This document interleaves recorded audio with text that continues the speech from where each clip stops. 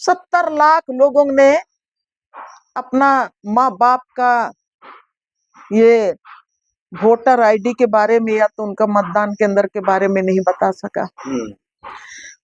चिंता ये होना चाहिए था कि अभी जो ये होगा, अभी परिसीमन हो रहा है, उसमें हमारे कौन सी आबादी घटेगी, कौन सी आबादी को जोड़ा जाएगा। आज की परिस्थिति में झारखंड एक प्रयोगशाला बन गया है। उस समय भी परिसीमन के खिलाफ जो लड़े ना, तो उसमें आदिवासियत के नाम पर लड़े। 2013 में देखेंगे तो थर्ड विकल्प का भी लोग खोजने का कोशिश किया, जिसमें आम आदमी पार्टी आया। 2014 में उन्होंने आम आदमी पार्टी में चुनाव भी लड़ा। भारत के संविधान ने सब कोई को सामाजिक, सांस्कृतिक, आर्थिक और राजनीतिक ताकत बनाने के लिए ही सीटों को आरक्षित करके उस समय दिया।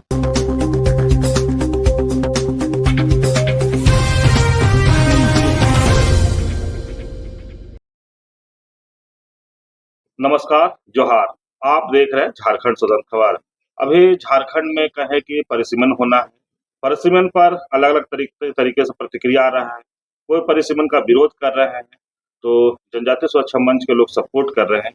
तो हमारे साथ बातचीत करने के लिए सामाजिक कार्यकर्ता आर्यन लेडी देन बारला है। हम जानते हैं कि उस बयान को कैसे देखते रह दिया। जोहार सब कोई को। और आपने जो बात बोले कि परिसीमन का कोई विरोध कर रहा है, कोई सपोर्ट कर रहा है, उस बयान पर मैं नहीं जाना चाहती हूँ। जो आदिवासी समाज के हित में है, जो आदिवासी समाज का भविष्य किस दिशा में जाएगा और उसके लिए हमारी क्या तैयारी होनी चाहिए, हम लोगों के बीच में क्या मैसेज लेके जाएंगे। समाज में अगर हम अगुवा हैं तो समाज के प्रति हमको ईमानदारी से आस्था रखना चाहिए। समाज के भूत, वर्तमान और भविष्य का विश्लेषण करना चाहिए। और उसके साथ ही जो राज्य में, देश में कौन सा कानून आदिवासी हित में है, आदिवासियों के खिलाफ में है, उस पर चर्चा किए बिना हम किसी के बयान पर कुछ बयान को मैं अहमियत नहीं देती हूँ। मैं शुरू से ही मेरा रहा। अभी परिसीमन एक तो जहां तक मेरी जानकारी में 2006-07 में परिसीमन की बात आई थी। और उस समय जो ड्राफ्ट हमने देखा था, उस ड्राफ्ट को लाइन बाय लाइन पढ़ने का काम किए थे। और उस समय जो लगा ये समाज के हित में नहीं है, विशेष करके आदिवासी समाज के हित में नहीं है। तो हम लोगों ने जमीनी स्तर पर विरोध किया। बहुत सारे लोग हैं जो बौद्धिक स्तर पर विरोध किए। बहुत सारे लोग हैं जो राजनीति में हैं, उस समय भी राजनीति में थे, वो राजनीतिक स्तर पर वो लोगों ने विरोध किया। हम धन्यवाद देना चाहते हैं कि उस समय की सरकार को, केंद्र में जो भी सरकार थी, सब कोई को अपना राजनीति में हम लोग माहिर हैं, समाज का हम लोग अगुवा है। सब कोई को ये देखना चाहिए कि उस समय कौन सी सरकार थी। सरकार ने उस समय जनता की आवाज को समझने की कोशिश की। और जनता की आवाज को समझते हुए उन्होंने ये बात कहा कि अगर परिसीमन से मतलब आदिवासी समाज को नुकसान है तो इसको यथावत 2024 तक रहने दिया जाए। 2024 पूरा हो गया, अब 2029 के लिए तैयारी केंद्र सरकार कर रही है। और ये जो परिसीमन है, अगर पहले का जो ड्राफ्ट आप देखेंगे तो उसमें 28 आदिवासी सीटों में से आपका 7 आदिवासी विधानसभा सीट घट रहा है और आपका 5 लोकसभा सीट में जो 14 लोकसभा सीट है उसमें 5 लोकसभा सीट जो आरक्षित है उसमें 1 सीट घट रहा है। जहां पर आपका 81 विधानसभा है उसमें 28 विधानसभा सीट में आदिवासियों के लिए आरक्षण है, एससी के लिए भी है, ओबीसी के लिए भी है। अब 7 सीटें, 28 में 7 सीटें विधानसभा में उसमें घट रहा था, बच रहा था 21 सीट। एक संसदीय सीट घट रहा था, 4 सीट बच रहा था। तो राजनीतिक रूप से, निश्चित रूप से उस परिसीमन के आधार पर आदिवासियों को राजनीतिक क्षति होता है, राजनीतिक रूप से आदिवासी समाज कमजोर होते हैं। और जहां पर आप राजनीतिक रूप से आज राजनीति की बात करेंगे, कल जो हम लोग सिर्फ समाज की बात करते थे, सिर्फ आंदोलन की बात करते थे, सबको ये रियलाइज करने लगा कि नहीं, हम जमीन में तो लड़ रहे हैं, जमीन बचाने का लड़ाई लड़ रहे हैं, लेकिन जब भी कोई भी सरकारें आती हैं तो फिर उसी जमीन को अधिग्रहण करने के लिए नया नया कानून, नया नया हथकंडा अपनाती है। आखिर समाज पर ही बार होता है। तमाम चीजों को देखने के बाद आप देखेंगे कि 2014 के बाद लगातार लोग एक राजनीतिक रूप में बहुत 2013 में देखेंगे तो थर्ड विकल्प का भी लोग खोजने का कोशिश किया, जिसमें आम आदमी पार्टी आया। 2014 में उन्होंने आम आदमी पार्टी में चुनाव भी लड़ा पूरे देश में। लोगों की ये समझ जो बनी कि कानून तो बना हुआ है भारतीय संविधान में, लेकिन उसको इम्प्लीमेंट नहीं किया जा रहा है सही तरीके से। उसको इम्प्लीमेंट कराने के लिए भी आदमी होना चाहिए, और उसको इम्प्लीमेंट कराने के लिए रोड में हम लोग बोलते हैं हुक्का पे वापस जाओ कहने से केवल नहीं बन रहा है, बंद करो मत लूटो कहने से केवल नहीं हो रहा है। तो सामाजिक संगठन ने भी महसूस किया, तो आज की तारीख में सब कोई ये देखता है कि नहीं, राजनीतिक रूप से भी सामाजिक संगठन को भी मजबूत होना पड़ेगा, जन आंदोलन को भी मजबूत होना पड़ेगा, हर तबके को राजनीतिक स्तर में मजबूत होना पड़ेगा, सिर्फ आदिवासी को केवल नहीं। हम अल्पसंख्यक की बात करते हैं, हम ओबीसी की बात करते हैं, हम एससी बीसी की भी बात करते हैं, हम मजदूर क्लास की भी बात करते हैं। तो ये तमाम समुदाय के लिए भारत के संविधान ने सब कोई को सामाजिक, सांस्कृतिक, आर्थिक और राजनीतिक ताकत बनाने के लिए ही सीटों को आरक्षित करके उस समय दिया। अब उस समय तो रुक गया था, अब परिसीमन की बात आ रही है। मैं आज की परिस्थिति में झारखंड एक प्रयोगशाला बन गया है। उस समय भी परिसीमन के खिलाफ जो लड़े ना, तो उसमें आदिवासियत के नाम पर लड़े। आदिवासी सीटों को बचाने के लिए लड़ा है, आदिवासी पहचान को बचाने के लिए लड़ी गई। उस समय कोई सरना और ईसाई करके नहीं लड़े, उस समय कोई डिलिस्टिंग के सवाल के आधार पर उसका लड़ाई नहीं लड़े। सब कोई एक मुश्त आए, अपनी बात रखे, सरकार सुनी, उस समय परिसीमन रोकी गई। अभी परिसीमन को केवल परिसीमन के रूप में नहीं देखना चाहिए। अगर हम और जो भी मुझको सुनने वाले पढ़े लिखे लोग हैं, मैं उनसे आग्रह करना चाहूंगी कि परिसीमन केवल परिसीमन नहीं है,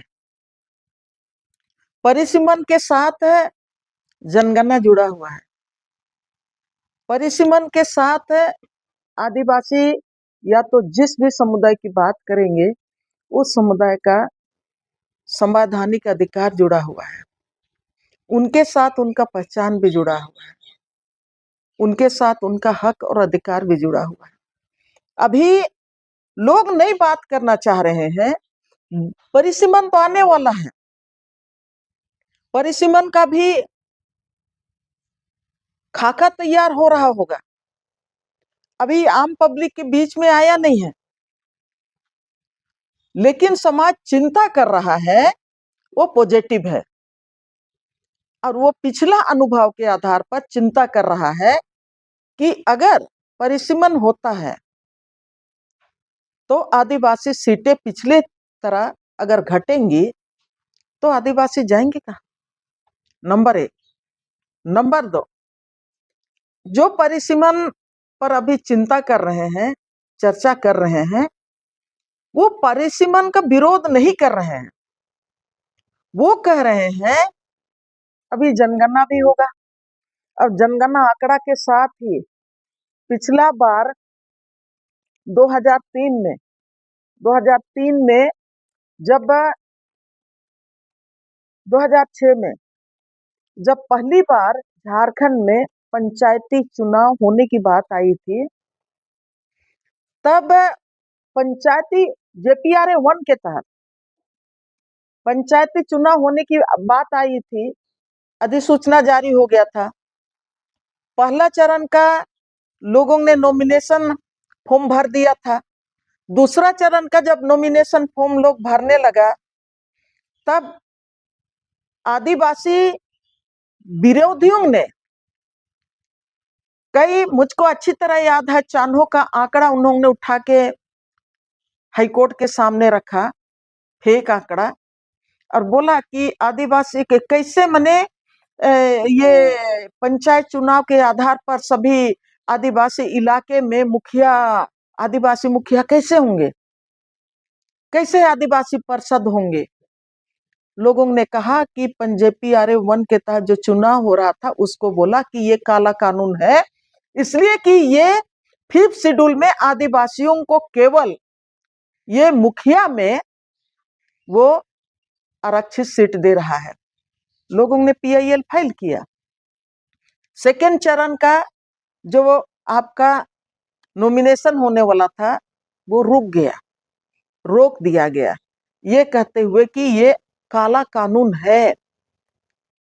और वो आंकड़ा कहाँ का जनगणना का दिया गया था? चान्हो ब्लॉक का।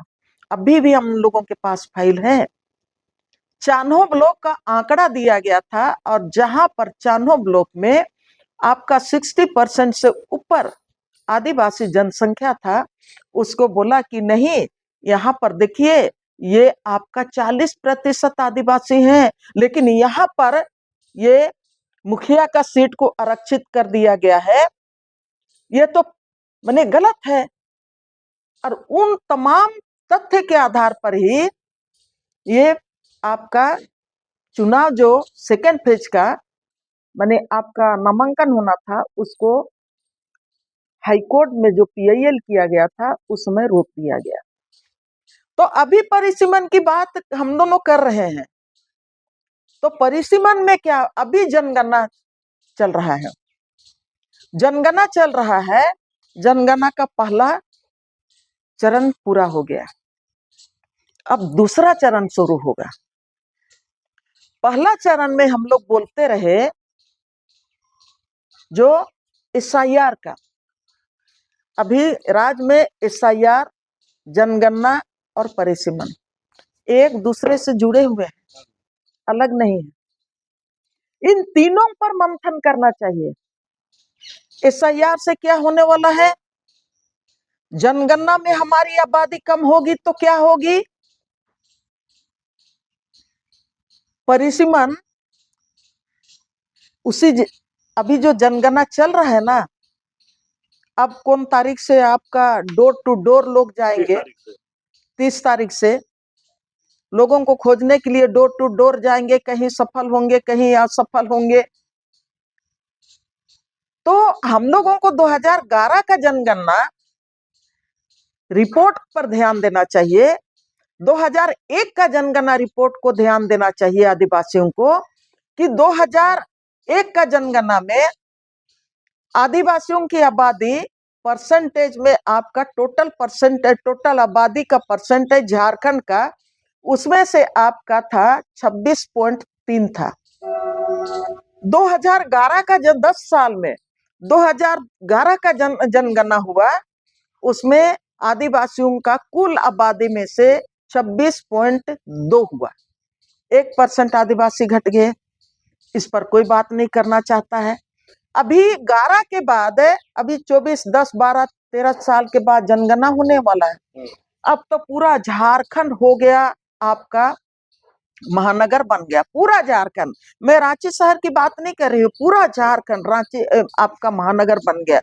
और इस महानगर में जहां पर 26.2% आदिवासी 2011 में थे, अभी का जो जनगणना रिपोर्ट आएगा उसमें आदिवासियों का जनसंख्या कितना घटेगा और बाहर की आबादी आपके ऊपर कितना प्रभावी होके हावी होगा और किस तरह से यहाँ के आदिवासियों का जनसंख्या को निगल जाएगा, तब आप का जो ये जनगणना जो आंकड़ा वही तय करेगा कि परिसीमन में आपका कौन सा सीट आदिवासियों के लिए होगा, कौन सा सीट OBC के लिए होगा, कौन सा सीट किनके लिए होगा। अब आदिवासी ये तीनों एक साथ चल रहा है। आपका परिसीमन का पहला फेज शुरू होकर खत्म हो गया है और उसमें अभी तक करीब 71 लाख, मैं नहीं कह रही हूं, अखबार कह रहा है, 71 लाख लोगों का अनमैप्ड है झारखंड में। माने अनमैप्ड है, माने उनका अभी फैसला नहीं हुआ है, जो सूची में नहीं है, मैपिंग के बाद वो सूची में नहीं है। नंबर 1। नंबर 2, अखबार का रिपोर्ट ही कहता है कि में 70 लाख लोगों ने अपना माँ बाप का ये वोटर ID के बारे में या तो उनका मतदान केंद्र के बारे में नहीं बता सका। चिंता ये होना चाहिए था कि अभी जो ये होगा, अभी परिसीमन हो रहा है, उसमें हमारे कौन सी आबादी घटेगी, कौन सी आबादी को जोड़ा जाएगा। और आदिवासियों का लोग बोलते हैं ना, डिलिस्टिंग की बात करते हैं, लोग बोलते हैं डिलिस्टिंग करो, क्रिश्चियन को डिलिस्टिंग करो, इसको डिलिस्टिंग करो। बिहार में तो आपका मुस्लिम भी डिलिस्ट हुआ, और दूसरे धर्म समुदाय के लोग भी डिलिस्ट हुए, वहां पर हिंदू भी डिलिस्ट हुए। भाई, जो लोग आपके विचारों के समर्थक नहीं है, आपके वोटर्स नहीं है, वो गैर आदिवासी भी वहां पर डिलिस्ट हुआ। और यहाँ के आदिवासियों को मैं ये बार बार ये कहती हूँ कि आप बिहार के लोगों से राजनीति में आप तेज नहीं हो। बिहार के लोग पूरे देश की राजनीति में छाए हुए हैं, फिर भी वहां पर बिहार में 65 लाख लोगों का नाम डिलिस्ट हुआ। आदिवासियों का क्या होगा, ये चिंता पहले करो। SIR में अभी 30 तारीख को जो सेकंड फेज होगा, आपका अनमेप्ड मेप्ड के बाद 30 तारीख को सभी बीएलओ अपने अपने मतदान केंद्र में रहेंगे। सबको उनके पास जाओ कि आपका जो मतदाता है उनका वो अनमेप्ड तो नहीं है, आपका भाई अनमेप्ड तो नहीं है। पहले आप अपना आप ये जो मतदान सूची बन रहा है उसमें अपने आप को वेरीफाई करो, अपने समाज के लोगों को वेरीफाई करो कि वो मतदाता सूची में आ रहे हैं या नहीं आ रहे हैं, और नहीं आ रहे हैं तो उस समय जो प्रक्रिया वहां सामने आएगा, तमाम कागजात उस परिवार का आप जुगाड़ करो और उसमें उनको योग्य मतदाता है, झारखंड का भूमिपुत्र है, वो डिलिस्ट होगा। और आप यहाँ पर लड़ाई में लगे हुए हैं, उन्होंने ये बयान दिया, उन्होंने ये बयान दिया। मेरी बयान को सुनो, चिंता करो। अभी जो परिसीमन चल रहा है उसमें सब कोई किस तरह से हम अपना संवैधानिक अधिकार के जो हमें मिला है वोट देने का अधिकार, उसमें कोई भी एक भी मतदाता छूटे नहीं, किसी कोई भी डिलिस्ट ना हो, उसके लिए आपको ध्यान देना होगा। और उसके साथ है जो जनगणना चल रहा है प्रक्रिया, उसमें आपको हर व्यक्ति जनगणना में कौन कहाँ गया है, बाहर लाखों लोग गए हैं, वो भी जनगणना सूची में छूटे नहीं। इसका गारंटी हम लोग जो आपस में जो जुबानी बाण बंदूक जो चला रहे हैं ना, उनकी जिम्मेवारी है कि आप समाज को देखो, और समाज को आप देखो कितने लोग महाराष्ट्र में चले गए हैं, कितने लोग आपका मुंबई में चले गए हैं, कितने लोग कहाँ चल गए हैं और जनगणना में छूट रहे हैं। आप मेहनत करो समाज को बचाने के लिए, तब वास्तविक हम लोग समाज के शुभचिंतक होंगे। तब उसके बाद परिसीमन बाद में आएगा, परिसीमन बाद में आएगा। आपके पास लड़ने के लिए आंकड़ा आप पहले जुगाड़ कर लो कि आदिवासियों का ये आबादी है और बाहर का आबादी हमारे ऊपर में इस तरह से हावी हो रहा है लॉजिकली। और आपकी जिम्मेवारी, आदिवासियों की जिम्मेवारी एक और बढ़ जाती है कि आप 5वें अनुसूचित क्षेत्र में, आपके हाथ में CNT एक्ट है, आपके हाथ में एक SPT एक्ट है, तो 5वें अनुसूचित क्षेत्र में परिसीमन पर चर्चा करने वाले लोग यही कह रहे हैं कि जनसंख्या के हिसाब से 5वें अनुसूचित क्षेत्र में परिसीमन में जनसंख्या के आधार पर ना हो, लेकिन परिसीमन 5वें अनुसूची के आधार पर हो। जहां पर CNT एक्ट SPT एक्ट है वहां पर आदिवासियों का जनसंख्या को मत देखो, लेकिन हमारा जो संवैधानिक अधिकार है, हमारा पूरे आपका जितना आपका शेड्यूल एरिया है, आप सीट बढ़ाओ, सीट बढ़ाओ, लेकिन वो आदिवासी सीट बढ़ेंगे, आदिवासियों के लिए सीट बढ़ाओ। वो तब ना आप CNT एक्ट का रक्षा होगा, तब 5वें अनुसूची का रक्षा होगा। कल मुझको एक साथी बोल रहे थे कि देखिए ना दीदी, संथाल परगना की बात करते हैं हम लोग, इधर की बात करते हैं, संथाल परगना में आप बता दो कि कितने हैं जो आदिवासी आपका पॉलिटिकल लीडर हैं, कितने पॉलिटिकल लीडर हैं। सभी पार्टियों को अगर जोड़ तोड़ के देखिएगा तो 1-8 पार्टी में है। हाँ, तो संथाल परगना कहाँ चला गया? कल के दिन में ये और खतरनाक होने जा रहा है, इसीलिए कि अगर परिसीमन होगा तो आदिवासी समाज ये कह रहा है कि आप 5वें अनुसूचित क्षेत्र में आप परिसीमन करो, आदिवासी सीटों को बढ़ाओ, ताकि 5वें अनुसूचित क्षेत्र में ये मत देखो कि यहाँ पर आपका आदिवासी जनसंख्या, यहाँ पर वो हावी हो गया, वहां पर हावी हो गया। आपने CNT एक्ट को ओपन कर दिया, आपने 5वें अनुसूची को ओपन कर दिया, तो वहां पर तो जनसंख्या आदिवासी भोले भाले हैं। हाँ, लड़के तो इस धरती को लड़ते लड़ते आपका सांप बाघ भालू से लड़ते लड़ते, सिद्धू कान्हू चांद भैरव से लड़ते लड़ते, अब बताइए अब ये 2026 में भी हम लोग लड़ रहे हैं। और अभी तो ऐसा हो गया कि हम लोग आपस में लड़ जा रहे हैं, आदिवासी और आदिवासी लड़ रहे हैं। तो समाज कैसे बचेगा? समाज कैसे बचेगा? भले दयामनी बच जाएगी, भले आप बच जाएंगे, भले और कोई बच जाएगा, लेकिन समाज कहाँ बचेगा? तो हम ईमानदार नेता कहाँ हैं? हम ईमानदारी से आदिवासी समाज की बात कहाँ कर रहे हैं?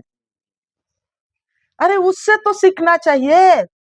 सिद्धू कान्हू चांद भैरव बिरसा मुंडा तिलका मांझी लोग पढ़े लिखे नहीं थे, फिर भी आदिवासी समाज के दुश्मन को समझते थे। आदिवासी समाज को किस दिशा में लेके जाना है वो दिशा तय कर पाता था, इसीलिए वो जल जंगल जमीन को बचा के रख सका और अंग्रेजों को भी घुटना के बल टेकने के लिए मजबूर किया गया। तो मैं एक साथ तीनों को मैं देखती हूँ, सिर्फ एक चीज को नहीं। मैं जल की केवल बात नहीं करती हूँ, जंगल की बात केवल नहीं करती हूँ, जमीन की बात केवल नहीं करती हूँ। मैं जल जंगल जमीन, समाज, इतिहास और पहचान की बात करती हूँ, जीविका की बात करती हूँ, राजनीतिक ताकत की भी बात करती हूँ। मैं सामने का जो हमारा उस समय से जो जमीन लूटने वाला गांव का जो जमीन लूटने, कोई भी लूटने वाले से लेके मैं अड्डानी अंबानी तक, या तो जो भी सरकारें जमीन लूटती हैं, मेरे लिए सब कोई बराबर है, सब लुटेरा हो। हम सबके खिलाफ बोलते हैं, सबके खिलाफ में लड़ लड़ के पूरा जिंदगी बिता दिया। आज हम क्यों एक तरफा बात करेंगे? जो समाज का जो वास्तविकता है उस वास्तविकता की बात करनी चाहिए। और अभी तो हम लोग जून महीना में है, जून महीना को सारे लोगों ने बिरसा मुंडा का शहादत दिवस में सारे लोगों ने माल्यार्पण किया। अरे उसमें हम लोगों को ईमानदार बरतना चाहिए। 30 तारीख आ रहा है, सबको बिरसा सिद्धू कान्हू के माल्यार्पण करेंगे, इससे केवल काम नहीं चलेगा।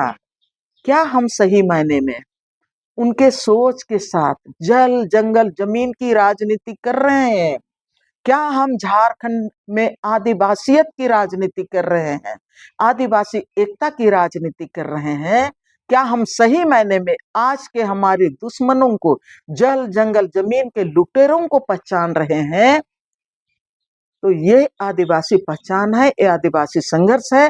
तभी परिसीमन को आप मैंने अच्छी तरह से देख सकेंगे, तभी जनगणना को देख सकेंगे, तभी आप ये जो बड़ा आने वाला है ना, क्या बोलते हैं, SIR, उसको आप देख पाएंगे।